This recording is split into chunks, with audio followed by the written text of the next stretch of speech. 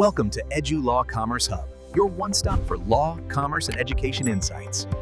आज हम भारत के सुप्रीम कोर्ट के एक बहुत ही दिलचस्प मामले को समझने वाले हैं। सोचिए एक ऐसा केस जो पूरी तरह से ऐसे सबूतों पर टिका था जिन्हें कोई देख ही नहीं सकता था। यही वो सवाल है जो इस पूरी कहानी के दिल में है। एक ऐसी पहेली जिसने भारत के पूरे जस्टिस सिस्टम को सोचने पर मजबूर कर दिया। तो चलिए, कहानी शुरू होती है महाराष्ट्र के एक छोटे से गांव से। यहाँ दामू नाम के एक आदमी पर अपने ही पड़ोसी की हत्या का इल्जाम लगता है। अब देखिए, शुरू में तो ये मामला बिल्कुल सीधा साधा लग रहा था। एक मर्डर हुआ और शक की सुई सीधे पीड़ित के पड़ोसी दामू पर जा टिकी। लेकिन यहाँ एक बहुत बड़ी प्रॉब्लम थी। पुलिस के हाथ एकदम खाली थे। न कोई हथियार मिला, न कोई चश्मदीद गवाह, कुछ भी नहीं। और यहीं से मामला आप कह सकते हैं थोड़ा कॉम्प्लेक्स हो जाता है। जब कोई सीधा सबूत नहीं होता ना, तो कानून परिस्थितिजन्य साक्ष्य या सर्कमस्टेंशियल एविडेंस पर निर्भर करता है। ये असल में वो छोटे छोटे सुराग होते हैं जो सीधे तौर पर कुछ साबित नहीं करते, लेकिन जब उन्हें एक एक करके जोड़ा जाए तो वो एक पूरी कहानी बयां करते हैं। प्रोसिक्यूशन का पूरा केस इसी नाजुक धागे से बुना गया था। तो अब शुरू होती है असली कानूनी लड़ाई, जहां शुरुआती फैसले सुनाए जाते हैं और मामला और भी उलझ जाता है। पहले निचली अदालत और फिर महाराष्ट्र के हाई कोर्ट, दोनों ने दामू को दोषी मान लिया। उन्हें लगा कि जो भी परिस्थितिजन्य साक्ष्य हैं वो उसे दोषी ठहराने के लिए काफी हैं।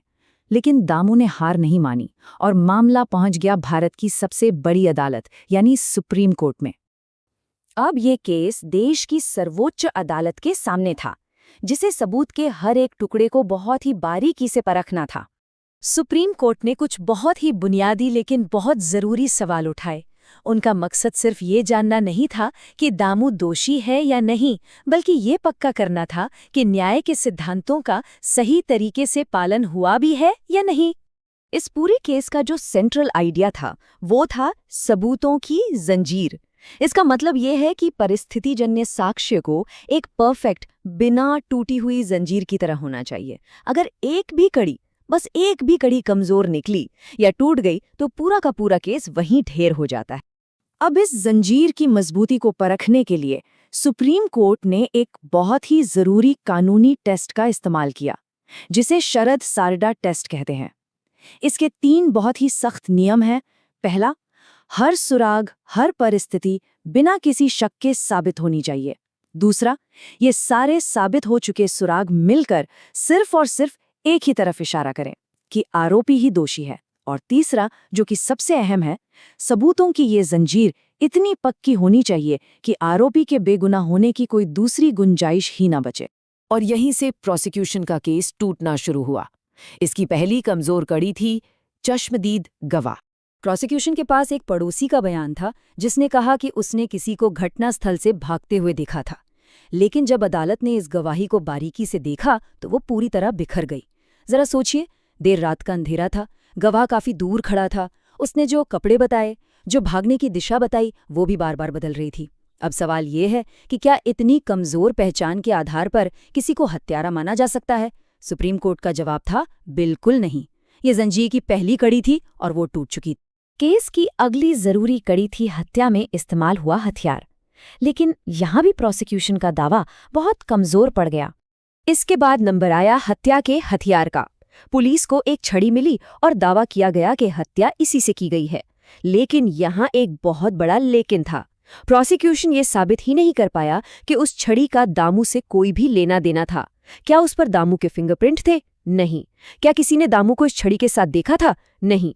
बिना किसी कनेक्शन के वो बस एक लकड़ी का टुकड़ा था, हत्या का सबूत नहीं।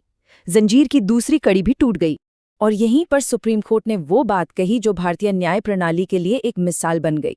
अदालत को सिर्फ गहरा शक या अंदाजा नहीं चाहिए, उसे चाहिए एकदम ठोस सबूत। सिर्फ इस आधार पर किसी को सजा नहीं दी जा सकती कि शायद उसी ने ही किया होगा। तो अंजाम क्या हुआ? सुप्रीम कोर्ट ने दामू को सभी इल्जामों से बरी कर दिया। फैसला एकदम साफ था। सबूतों की जंजीर न सिर्फ कमजोर थी बल्कि टूटी हुई थी। और जब जंजीर टूट जाए तो शक का फायदा हमेशा आरोपी को मिलना चाहिए। ये कानून का एक बहुत जरूरी सिद्धांत है। तो दामू की कहानी तो यहाँ खत्म हो गई, लेकिन इस केस का असर भारतीय कानून पर बहुत गहरा और हमेशा के लिए रहा। चलिए समझते हैं कि ऐसा क्यों। तो ये केस इतना अहम क्यों बन गया? क्योंकि इसने हमारे न्याय के सिस्टम के कुछ सबसे जरूरी सिद्धांतों को फिर से मजबूती दी। पहली बात कि परिस्थिति जन्य साक्ष्य की हर कड़ी को बिना किसी गैप के जुड़ना होगा। दूसरी बात कि सिर्फ शक की बुनियाद पर किसी को सजा नहीं हो सकती, सबूत चाहिए। और तीसरी कि अगर सबूत में जरा भी कमी है तो उसका फायदा हमेशा आरोपी को ही मिलेगा। लेकिन इन सब से बढ़कर इस फैसले ने उस एक सुनहरे नियम को और भी पक्का कर दिया जिस पर एक निष्पक्ष समाज टिका होता है, इनोसेंट अंटिल प्रूवन गिल्टी, यानी जब तक किसी का जुर्म साबित न हो जाए हर कोई बेगुनाह है। और ये साबित करने की जिम्मेदारी कि किसी ने जुर्म किया है हमेशा प्रोसिक्यूशन की होती है, आरोपी की नहीं। और आखिर में ये मामला हमें उसी सदियों पुरानी दुविधा के सामने लाकर खड़ा कर देता है जो न्याय की आत्मा है। ये हमें सोचने पर मजबूर करता है कि क्या ये बेहतर है कि 10 दोषी भले ही छूट जाएं, बजाय इसके कि एक बेगुनाह को सजा हो जाए।